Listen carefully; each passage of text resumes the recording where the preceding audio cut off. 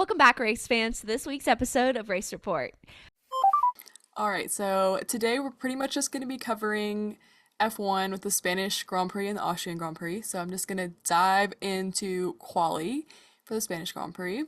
So Lando, very exciting, got his second ever pole. His first was, at first I was like, oh, Lando's never got pole because I completely forgot about Sochi in 2021, where he lost out on his what would have been his first race win if he hadn't have put slick tires on in the rain. But another bad week for qualifying for the poor Ferraris. They got P5 and P6, still not doing so great after Monaco. It continues. Checo finally made it into Q3, but then got pushed down to P11 because of his penalties in Canada. So poor guy really can't do anything right these days. And Fernando narrowly misses out on Q3, which, I mean, with that being his home race, the fans were very upset about that. But he did end up starting P10 because of Checo's penalty in the end. So it was Norris, then Verstappen, and then Hamilton starting the race. So then we move on to opening lap. Max and Lando battling it out. George takes P1 from P4, but then Max retakes his position and overtaking from George, and then Lando overtakes George again in lap 51. And Max really credits, I know in a couple of post-interview races, he is quoted saying that he would not have won the race if it wasn't for his sort of overtaking in lap 1, that he really credited that to him finishing P1 in the race. So Lewis, I mean, again, I could talk about Lewis all day because we all know he's my favorite driver at this point. So he finally got his first podium of the season with his P3. I'm so glad that it wasn't George. If you couldn't tell the theme of the podcast today, it is the George hate train. George hate train. Okay. Lewis with his P3. George got P4. Super happy for Lewis. George, I feel like he just complained again like usual. So, but I guess Lewis, he got his sprint podium and they were very clarified, like after the whole backlash of Canada, then all the Mercedes admin was like, his first GP podium of the year, Grand Prix, like, hey, they finally remembered that he podiumed it, or not podium, but placed in China. George finishing P4, complaining on the radio about the hards, who was put on hards in Canada, lost out on a podium for it. What comes around goes around. But it is kind of interesting that all of this happens and we see kind of like a Lewis revival moment after that anonymous letter came out, that it was apparently written by a Mercedes staff member claiming that the team is actively trying to sabotage him in his last season.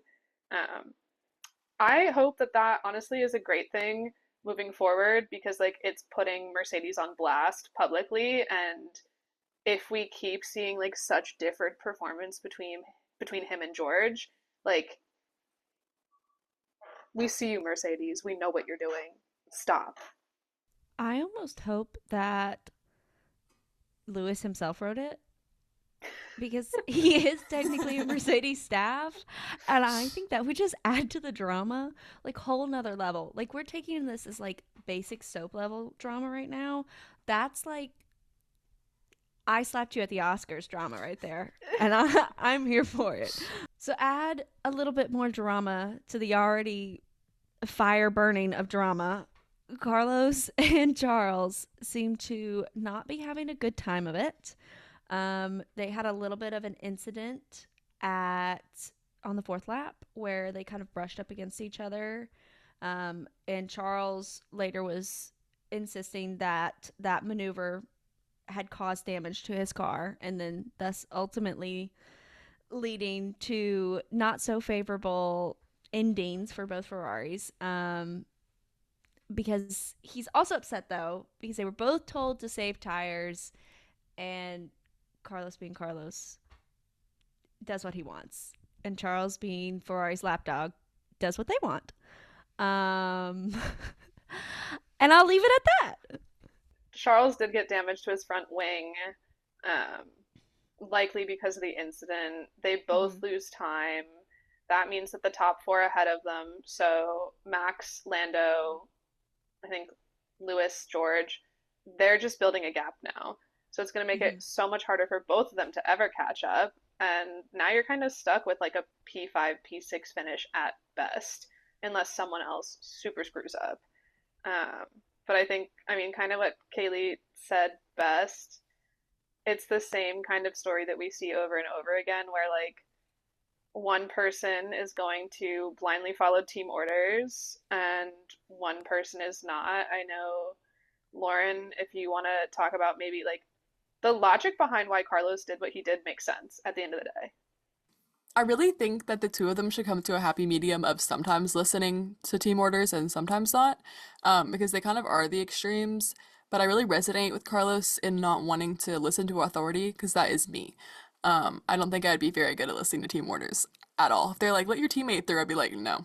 Like, I'm just gonna, like, block the racing line. You're not getting He through. didn't deserve it. It's my home race. But I do get why, like, Carlos pulled that move. He had just got, like, new soft tires and was trying to catch up and take the position.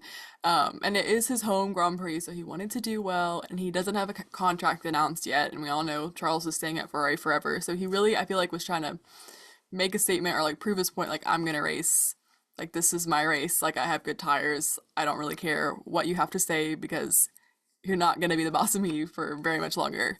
In the end, it did kind of mess up the race for both of them. I really don't think either of them were gonna be on the podium anyways for that race, just with the pace that they had. Then after the race, there's that clip that was circulating of the two of them kind of like arguing, and you can see Valtteri standing there on the side, and I'm like, what I would do to be Valtteri, to be like that little fly on the wall listening to their argument, because they were like getting into it, and he was just kind of standing there like pretending that he wasn't listening, but I know that man was eating it up. It's like when you're having a conversation with someone, but you're like, we have to pretend to have a conversation so I can definitely eavesdrop on the conversation next Yeah, to us. I know. Valtteri just feels so trustworthy. I feel like everyone would tell him their secrets or like not be afraid to like talk shit in front of him and like Hmm. I feel like he knows a lot. I feel like he probably knows the most. He's the secret keeper. he keeps it in his mullet. It's full of secrets. We're gonna kind of like brush through Spain. We want to get really into the nitty gritty of Austria, so stay tuned for that. But to kind of wrap up a little bit of the Spanish race, Lando loses out on his pole, ends up finishing P2, so we end up having Max, Lando, Lewis on the podium.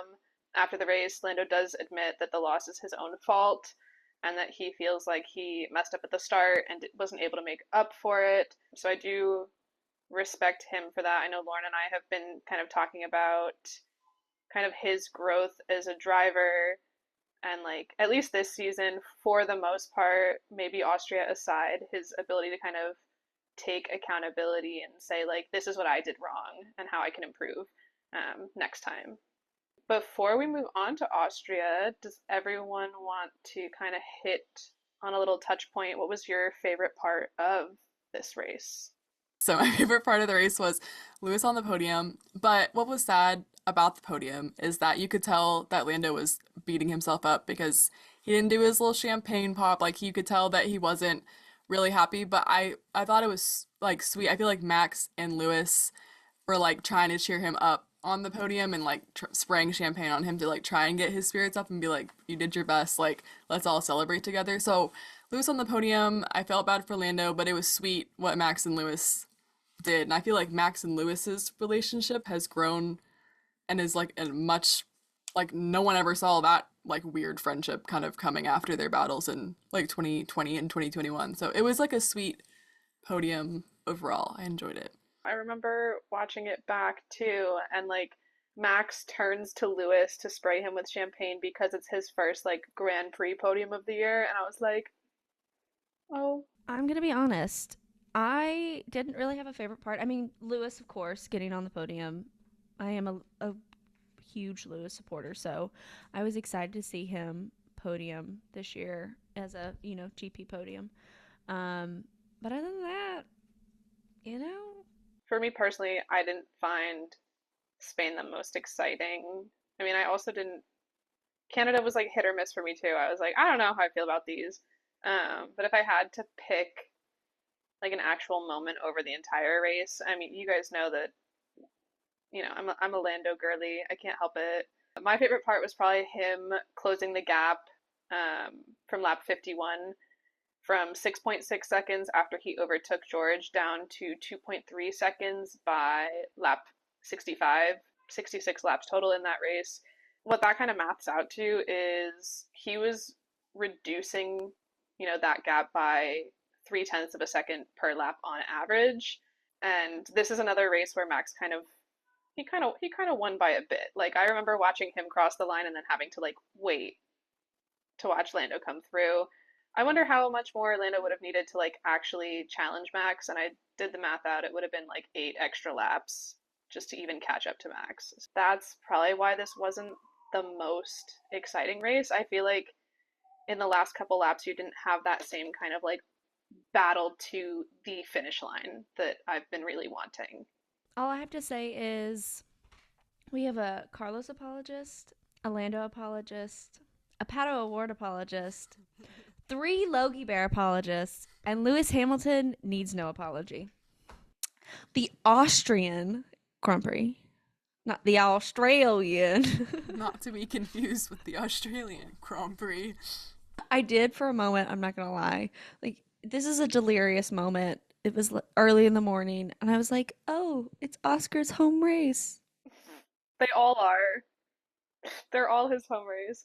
So for the Austrian Grand Prix, for the sprint race, it was Max, Oscar, Lando. They did have a bit of an issue in the beginning. They had an aborted start due to photographers being too close, and if someone had crashed out sort of in the first lap, they could have been injured. So they had an aborted start, second formation lap, and then right out of the gate, the McLarens had some wheel to wheel. For the sprint, I was not about to, it was going to be at 6 a.m.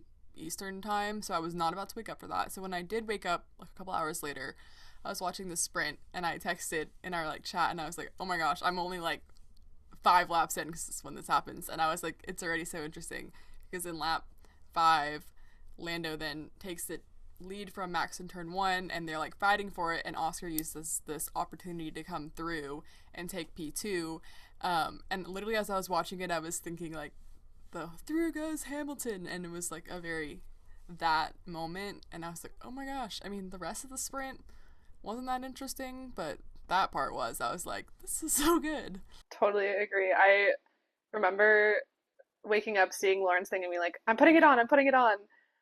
Because I wanted to finish the sprint race before qualifying started. And I think like around the same time I texted Lauren back and I was like, you did not lie. This is great. But I agree, like kind of the rest of the race, not as exciting. Once Oscar takes P2, he has a gap of less than 1 second to Max. But by the end of the sprint race, that stretched to over 4 seconds. And it kind of makes me wonder, like, we know that Oscar can take P2. We know Oscar can be a podium finisher. We know Oscar can win a sprint race as well. But in terms of like recent history and recent performance, I know he's still a young driver and this is only his second season. I just wonder, like, is he able to push enough to kind of get in that fight to overtake for a win? Had he, after passing Lando, fought a little harder with Max, could he have taken the win? I'm not sure. And I'm like starting to get curious because I feel like we've had a lot of missed opportunities on Oscar podiums. And it's like, I can't tell quite yet if it's a confidence thing or if he's just like not there yet.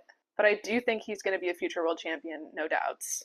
And just to play devil's advocate, I'm also wondering if it's sort of a team decision that he's not pushing as hard, that because he is, for all intents and purposes, second driver, they're saying, hey, pull back a little bit. Like we know that you can be a finisher, but like tone it down. Yeah, I guess that's fair. At the end of the day, it's nicer to have both cars finish a race than one or neither. And points are points. Okay, so for the actual race, the actual Austrian race, I almost said Australian. I caught myself right before right before I did it. The finishers were George, Oscar, and Carlos. So right out of the gate, we have a first lap incident between Oscar and Charles. Charles damage, he pits for a new front wing, and then he drops way back down. Very unfortunate, especially with how things shook out last week. It kind of has felt like Ferrari has been on a downward trend since Monaco, which I'm hoping we have hit rock bottom and we can only go up from here. This is probably a good time for me to sneak in. I know we had our little engineering segment last pod, but a little tech talk. McLaren did bring a new upgrade on their front wing this week. If you guys haven't seen it, check it out. Basically, what it is on the actual where the front wing kind of comes out and around, there is a spike now. And they were probably able to get away with this because they can rationalize whatever aerodynamic purpose it fits. But there's a huge benefit to having obviously like a spiky object sticking out of the side of the car is that it's going to like de-incentivize other drivers from getting close to them because of the risk of damage. Luckily, Charles only had to change his front wing, but this is the kind of upgrade that could very, very easily rip a hole in a side pod or even puncture a tire, which is probably what happened a lot later on in the race, but we're not getting ahead of ourselves yet. So throughout the race, Ferrari had 4 pit stops. That is correct. I said 4. That was not a stutter. And the radio, they reassured him he would be in the points, even though he was in the pits of hell. I don't know what screens they were looking at, what data they were pulling, what rabbit out of a hat they were getting this information from, but it did not come true. He did not make it into the points. He came in at P11 after the Max Lando incident, so probably better than he would have if they hadn't had an incident. So silver lining wherever you can get it, right, guys? I was watching the Sky Sports commentary, and the commentators were asking Bernie Collins, who was like a strategist for Aston Martin, they're like, is this information they're giving Charles correct? Like, do you think he'll get in the points? And she was like, I don't know what they're talking about. There's no ways that he's getting any points. Right, because he was at like P19. She was like, yeah, if there's a safety car, maybe, but she's like, other than that, I don't know where they're getting this data because it's wrong. I was like, that is hilarious. I mean, she didn't say it like that. She was a lot more like, but I just thought that was hilarious. She's like, yeah, no. The only positive part of this race for me, and I've really chosen to only focus on this part of the race, was that both Haas's, I guess that's hard to say, were in the points, which this was their best finish to date, which was 2 years ago, also at the Red Bull Ring. It was with K-Mag coming 8th and Mick Schumacher coming 6th, and then this year Nico came 6th and K-Mag came 8th, so they literally repeated their best result. Loved that. They had a great strategy. They pitted early, they managed their tires, they had a great race, clean overtaking. They really just 10 out of 10 for both of them. 10 out of 10 for Haas. Love them. I wore my Haas shirt to support because I'm disappointed in everyone else. Love them. Very, very happy about Haas. And then more fighting. I feel like this should have just been a tale of, woes and fighting. That's all it was. Alpine yet again came to blows. Not literally this time, so I guess we should be thankful for that much. But Pierre did give his little cheeky chow as he passed Ocon, which, very iconic of him. He, as we all were kind of collectively thinking off pod, he gained some points back in our eyes. Little bit of a good graces moment, mostly because we are also all fed up with Ocon. And then Alonso just being the sort of disappointed and confused uncle in the background, just going, wow. Honestly, in terms of Pierre, this earned him points back for me because I was like, oh, that was funny. Good dig. besides that, my favorite thing about Pierre is his girlfriend. So Kika, come on the pod with us. We'll have fun. Julia and I were like texting during the race and joking, like, because it was honestly until the end, like, quite kind of boring. And we were yeah. like joking, like, ugh, someone needs to crash, so there's a yellow flag, so like there's something interesting, and like people in the back can catch up, and maybe Charles can score some points, blah, blah, blah. And so with the Alpines, I was like, oh, this could be it. Like, they could take each other out, like, great. Um, we did not mean to have what happened happen. Little did we know. Little did we know. I made the joke with like another friend as well. And I think I sent you guys her response after the race, and I just get a reply and it says, "This did not age well," to me being like, someone needs to crash. And, I feel like I do this to myself sometimes. I put this energy out there and then I immediately regret it. Before we get into the crash that did happen, we're going to talk a little bit about our race winner. So, George Russell, he wins the race after the lap 64 debacle. Toto jumps on the radio screaming, "George, you can win this." And George immediately replies, screaming, "Just let me effing drive," which is hilarious. Very Kimmy of him. And that is the only compliment I will ever give George. Him swearing, I didn't know he knew how to. After the race, George did say in an interview that Toto's radio message almost made him crash. Here's where I'm gonna say a thing again. I wish it did. I think, see, that's the drama I was looking for. The Alpines, George Russell crashing out. He should have just repeated what he did in Singapore and just full send it into the barrier. I don't wish any harm upon him, but just like A DNF. I wish a DNF upon him. let Oscar win, please. I do think it was I don't want to say comical, but that is the word that comes to mind when George said that he was hanging back to see what Max and Lando would do, even though he was quite far behind them. I think it was 14 seconds, Kaylee, roughly. Yep. On to Oscar, the real star of the show here. Oscar, the real P1 in my eyes. So he overtook Carlos, and I really think that Oscar was giving a masterclass in showmanship this race. If I could have one positive from this race, it would be Oscar really putting in the work and showing that he does have a lot of grit as a driver. And he, as sort of to what y'all were saying earlier, he will be a world champion one day. And then the gap to George at the very end was only just barely under 2 seconds, and I think he probably really could have caught up to George, but you know, It's a callback. I made a comment earlier about how I don't always know, like, is Oscar like purposefully just chilling in P2? Can he not quite get to P1? Is it the confidence issue? But I know that like we as a group also have all talked about like when I see Oscar, I see him as like a future like multiple world champion winner. I think maybe when Max decides to retire, like he's just so level-headed in his approach to racing. And maybe that's why too I don't necessarily feel like I know what's going on with him because like he doesn't give much away. He's not talking much in post-race interviews. He just kind of like takes his notes and continues on.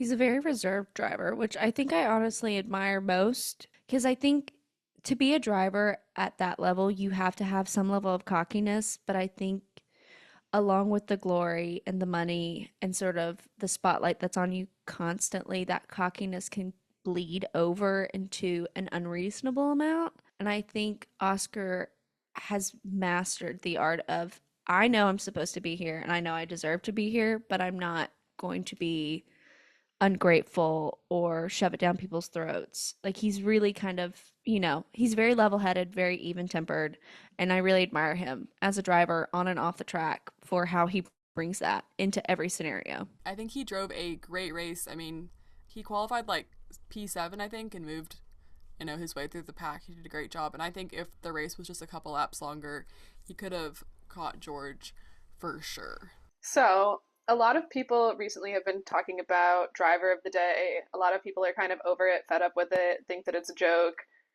It is a fan vote.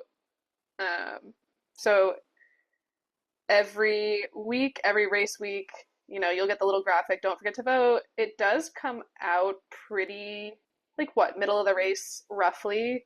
Maybe I think moving forward, they should limit it to like the last 10 to 5 laps when you can actually start voting. Because I think when you put it out too early, people just vote for who they like and not necessarily who's driven the best race. Putting my foot in my mouth, I voted for Lando earlier on in the race, pre-contact, because I felt like watching him kind of keep, chomping at Max was really exciting for me. And I was like, this is a great drive. If I had waited a little bit longer, I think I would have actually given it to either the Haas boys or to Oscar in terms of like total race performance. Yeah, Hulkenberg was my driver of the day. Did I vote for driver of the day? No. Mentally, it was him. Oscar was my driver of the day, but I've already been on my soapbox about what I think about him. I think that they should do maybe driver of the race weekend. I think like driver of the day is too narrow of a scenario. I think it really needs to encompass, you know, everything that's gone on. So it wouldn't be a Austrian Grand Prix without penalties and track limits. If you watched this race last year, there were 1,200 track limits infringements last year during the race weekend. So I think that encompasses like all the practice sessions, qualifying, and the race. But that is an insane amount of track limits infringements. Also, at the end of the race last year, it took 5 hours for the stewards to finalize the race results because of all of the track limits stuff, and Aston Martin had like put an appeal in, and it literally took them 5 hours to figure out it all. And then like the way that everyone ended wasn't actually because they're like, oh wait, he track limits, so it was ridiculous. So for this year, they added new gravel traps at some of the corners and moved the white line to kind of have so the drivers can have a little bit more space, and less likely to do track limits because you obviously don't want to get in the gravel because that's going to slow you down. And it really did seem to pay off because unlike last year, which I feel like every 5 minutes there was a driver coming on the radio like snitching on someone else, like he went over the line, the only snitching I heard was Oscar on Lewis when he was going into pit entry.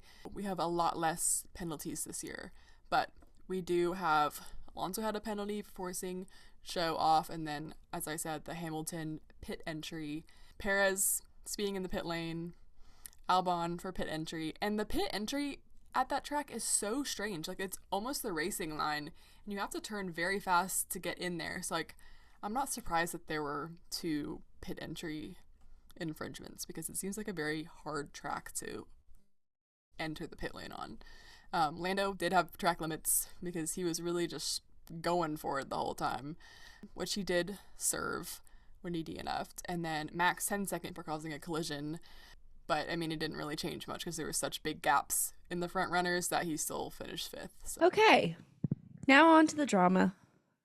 So Max was coming out, lap 24, to preface. Max was coming out of pit lane as Lando was coming into pit lane. And it was a little touch and go. Max kind of came out a little slower than I'm sure Lando probably wanted him to. And Lando kind of had to, nose dive into his pit lane, and he snitched on Max. And Max was under investigation for an unsafe release, but nothing ever came from that. And then again on lap 40, Max's tires were feeling really bad. He kind of continued on that sentiment of, the tires are not good. That was the lap that Lando clocked, fastest lap. So good on him for that one moment. And then Norris cut Max's lead about 6 seconds. And then again, Max with the tires on lap 48 couldn't hold the tires much longer because they were not doing too hot for him. Fast forward, 4 laps from then, they both pit again. So I think this might have been the one where like Max like zooms into the pit, Lando dives in like right after him. Like if Max is gonna pit, Lando's gonna pit. We got to keep the race up. They both take mediums. It ends up being a pretty slow stop for Max. I think they had issues with, if I remember correctly, it was like the rear right tire. Slow pit stop. That means that they're even closer upon pit entry. That gap just keeps getting narrowed down. This is where we really start to see Lando trying to like make moves consistently inside, outside, up, down, around. And this is when we start seeing Max moving under braking, trying to kind of block him out of the way. And you get Lando's radio message, quote, he saw me move, then moved. What is the big deal with this? Moving under braking, it's not allowed. So Lando's bringing this up because he wants it reported or investigated. Max continuing to complain about the car. I think this is where we kind of see Max's kind of tensions get a little bit higher, and maybe he starts to get a little bit more reckless and is just trying to defend in any way possible, whether it's legal or not. During the same lap, Lando gets his black and white flag for track limits, meaning if he goes over again, he will get a 5-second time penalty.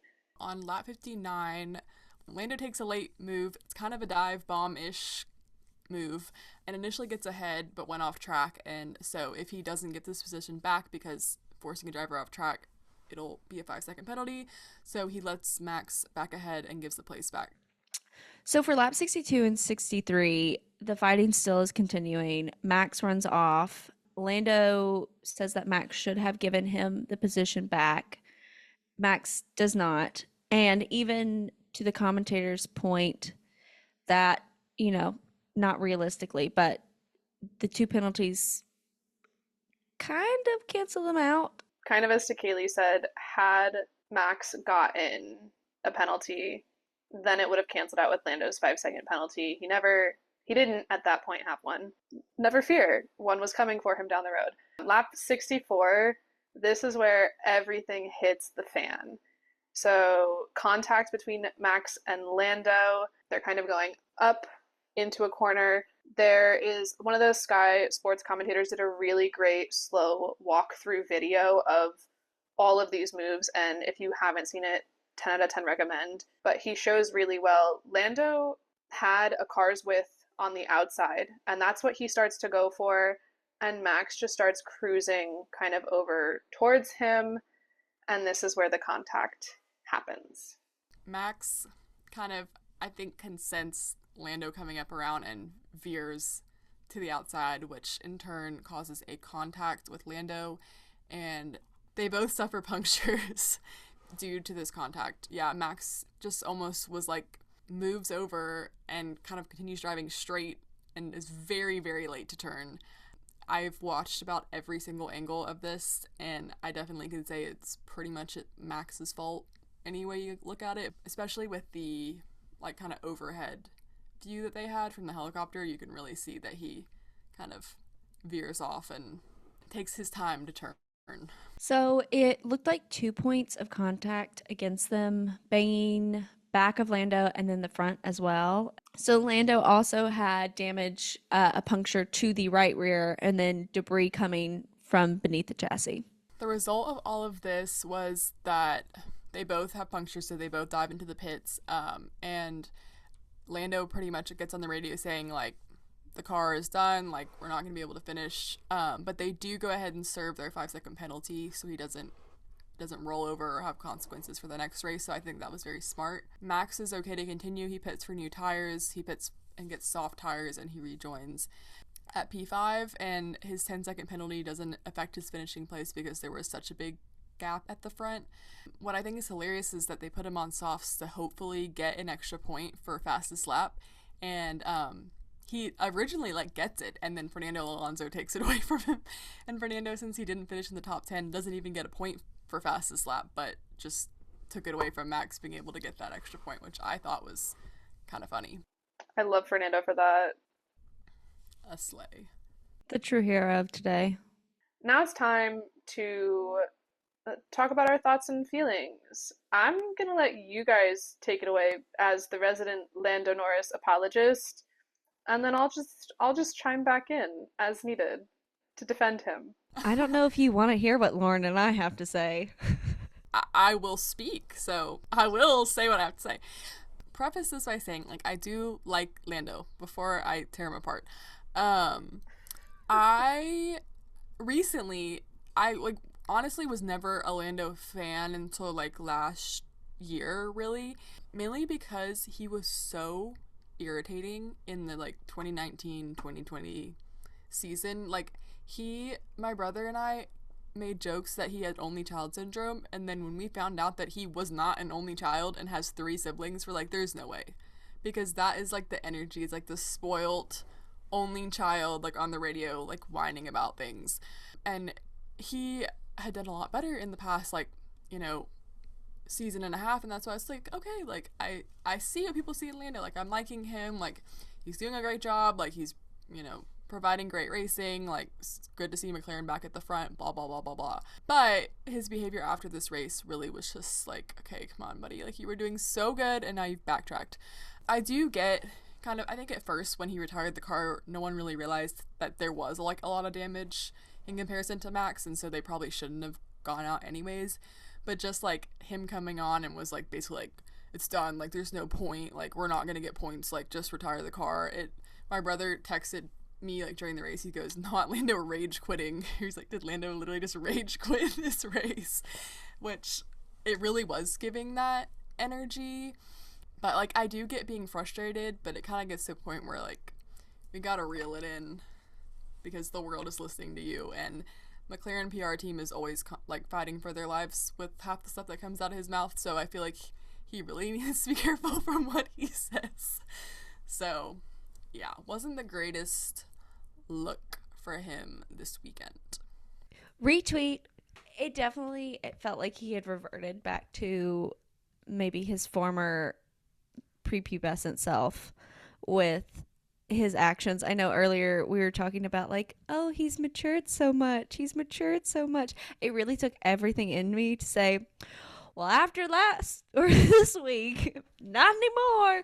But I reined it in. I reined it in. Sort of, again, I'm just going to highlight what Lauren said. It definitely, it felt not true to racing when he was like, well, let's just retire the car because we're not going to get points. And I just kept thinking back to the Indy 500 when Colton Herta was racing. Man was down 17 laps, still got out there and still raced until they forced him to quit. And again, it came out later that there was more extensive damage, but in that moment, it was just sort of like you're giving up now. Like, yes, you might not do as well as you planned, but there's still hope. Like, still get out there. You are a racer. This is your job. And then, I stay on the fact that they are public figures regardless of whether or not they think of themselves that way. Everything you say is under a microscope. You have to carry yourself with some decorum, especially to front-facing media that will then publicize that on repeat. This isn't some chit-chat with your besties where you can say what you want or what you really feel. You are saying this to the public, and they will take this at face value. Yeah, I hear you guys on that. I mean, like, I agreed too. Like, when we were first chatting about this, I was like, yeah, like, not his best reaction, especially too after I said, like, Spain, where he, admitted fault and was like, I screwed myself over. I think this race specifically, racing wise, exciting, edge of your seat kind of thing when they were really going at it, him and Max. We've all been waiting to see a challenge for first, but I do think in this situation, it did feel like all of those laps were a lot of like, well, he did this and he did that, and I'm trying to place blame here. And so like that just kind of, that rubbed me the wrong way. I have a problem with people, like, especially in this, lacking the ability to admit fault. Even Lauren said, like, when you watch the video back, you can really say that the collision was on Max. But at the end of the day, they should both be able to agree that it was an intense race. They both raced as hard as they could, and neither of them were fault-free. Lando, because of his track limits, maybe he should have backed off a little bit. And Max, because of causing a collision or, moving under braking, those kinds of things. I think after the race, it was funny. One of the, like, media outlets was talking to Max, and they're like, oh, you could have let him by. You are leading the championship. And Max says what a racer should say, and he responded and said, I could also stay home. I'm here to win, not to finish P2. And I get that, but it's still hard, you know. Um, Lauren and I think she is a Lewis Hamilton lover by trade, so I think we can definitely talk at length about, for me as a Lando fan, seeing people complain about how he was being reckless and dive bombing Max and all of that, and that it's his fault for being so pushy, that he deserved it or he was asking to get hit. No one complained and no penalties were given when Max used to do the same thing to Lewis. So, like, that felt really hypocritical. I have 2 points. One, per my previous comments, I have no issue with the actual racing that went on. It actually feels like real racing is back. It's how both drivers, because Max, to your point, Julia, should have owned up and taken fault for the accident that essentially he caused. It was how both drivers acted off track, and the finger pointing and the, well, he pushed me off, he took my spot.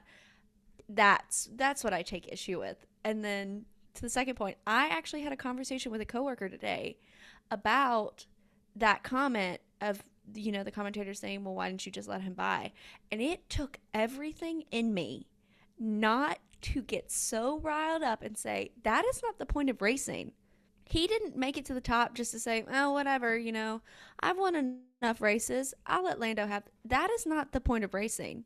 And if you believe that is the point of the racing, you shouldn't be in the sport. Well, also, too, if you're Lando at that point, do you really want to win having like that haunting feeling that like Max gave you the win? Because that's what people are going to say next. Yeah. Yeah.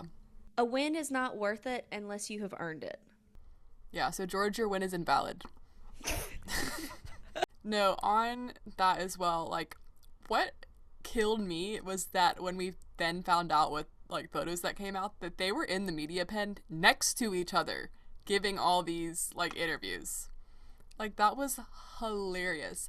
But what was, like, more funny to me is that Max, kind of, his radio during the race, like, both of them were like, it was his fault, like, blah, blah, blah, and they were, like, both complaining. I get that, like, in the heat of the moment, but Max was so unbothered, like, giving his post thing, and he also didn't say it wasn't his fault. He was like, I need to look back at it, like, it could have been, like, maybe I did something, blah, blah, blah.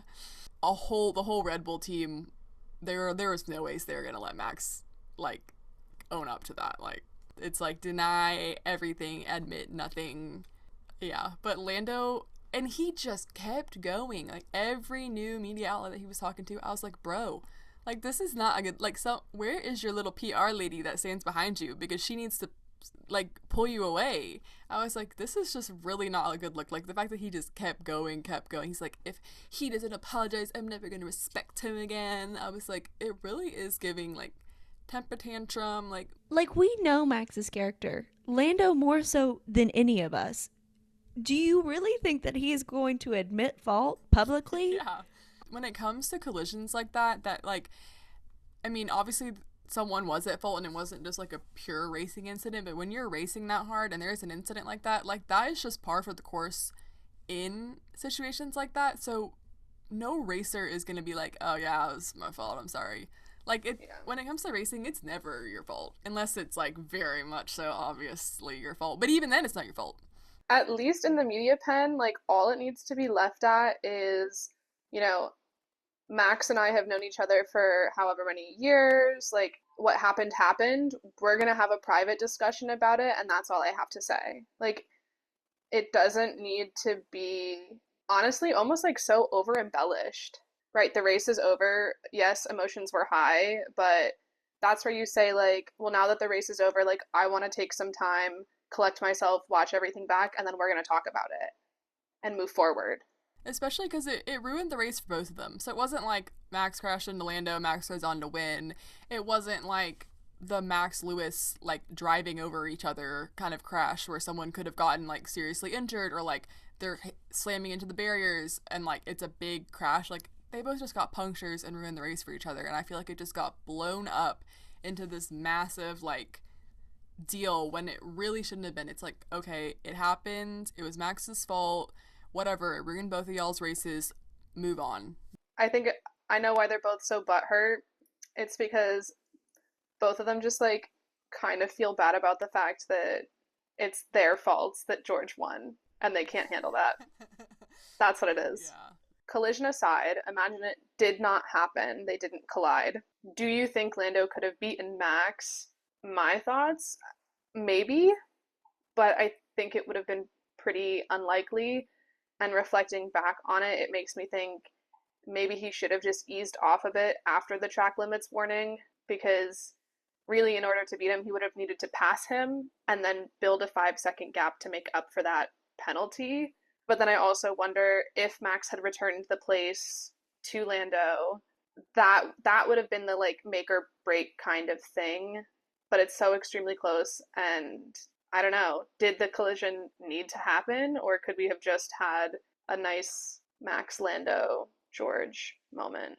I don't think he would have won. I think he would have raced very hard and very well, and I think he would have been able to take pride in his P2, but I don't think he would have won, especially because of his penalty and then just all of Max is he's a good driver. Regardless of how you feel about him, he is a good driver. You cannot deny that.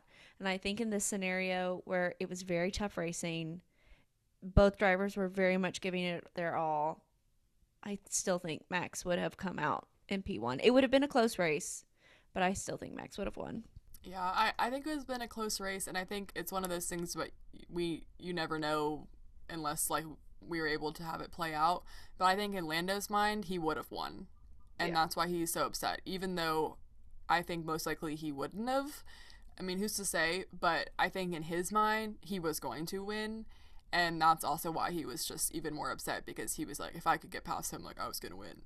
They were both just so volatile, and like I think people too, like it's very hard for people to understand, like again, these are human beings that have like emotions, and I can only imagine like all of the emotion that they're feeling in that car, and the adrenaline rush and the sense of panic that kicks in of like, am I going to close the door in his face, am I going to get past him, what's going to happen. And I think both of them were coming at each other from emotionally charged places on the track and off the track. Really, that's probably what led to the collision the way that it did. It's different than when we've seen Max race Charles, who's usually pretty okay at like neutralizing himself when he really needs to. But I mean, when you put two people on fire next to each other, you're just going to cause an explosion. So this segment shall for hints be known as the Ick Corner. We no longer have a timeout chair, but an Ick Corner. So my top three are Charles, Lando, and George. Charles, he's like halfway in, halfway out. He's almost served his time if he can get his act together. I'm more of a disappointed parent in this role where you keep messing up, and I still love you, but man, do you make it hard. Lando, as per my previous comments, it was more of just his attitude coming out of the race and then his repeated comments to the media in regards to the incident with the crash. And then George, it was the final straw. The straw that broke the camel's back was when he goes yabba dabba doo on the radio when he crosses the finish line. There are so many things wrong with that. I don't even know where to begin. One, for those who are not aware, Yabba Dabba Doo is from the Flintstones, an American TV show. Two, this is your second race that you've won in your entire career. And that is the phrase that you choose to celebrate with. It's certainly a choice. Not a right one, but a choice. And those are my top three. Thanks for coming to my TED Talk. So for my ick corner, number one would be Lando. He is what inspired the ick corner. I sent in the group when we were talking about kind of his comments and stuff. I'm like, he's in the ick corner for me. It really was just the 2019 Lando coming back, the only child syndrome, whining on the radio. I didn't get my way, and like I'm kicking my feet, having a temper tantrum kind of thing. George is George, and so as Kaylee said, that celebration was just quite cringy. And then getting out of his car and doing the like his intro pose, I was like, are you kidding me? Like, do you not realize that everyone is making fun of you? Like, we're not like, it's not like a laughing with you, it's a laughing at you. And like, that was last year's meme. Like, can we move on from that? But yeah, so that really gave me the ick as well. I'll add on to the George ick train. He was my ick as well. I'm not putting Lando in the ick corner. I refuse to do it. Sorry, guys. Deal with it. You're a Lando apologist. We knew this wasn't going to happen. George might have a permanency. It's the yabba dabba do, the T pose. Watch this back after we get off the call, but when he gets on the podium and he gets his trophy, he like bounces and like jumps in the most cringe way I've ever seen, and I was just like, I literally, it's not cute. It's just like it was bad. Most people they'll get up there, shake the trophy, rah rah. He like jumped and it was just not done well, so it just looked even sillier. And you're sitting next to like Oscar and Carlos, who are like the chillest dudes on earth. Which, other thing to note, if you didn't realize, that was a podium all full of second drivers. It's true. Oh. But yeah, my ick of the week, George Russell. All right, to close out the pod, something we've been wanting to chat about for a while. We've all been going back with our driver predictions and the rumor mill, but we're going to do a quick little run through of the seats that are remaining and who we think's going to be in them. So to start off, we have the Mercedes second seat.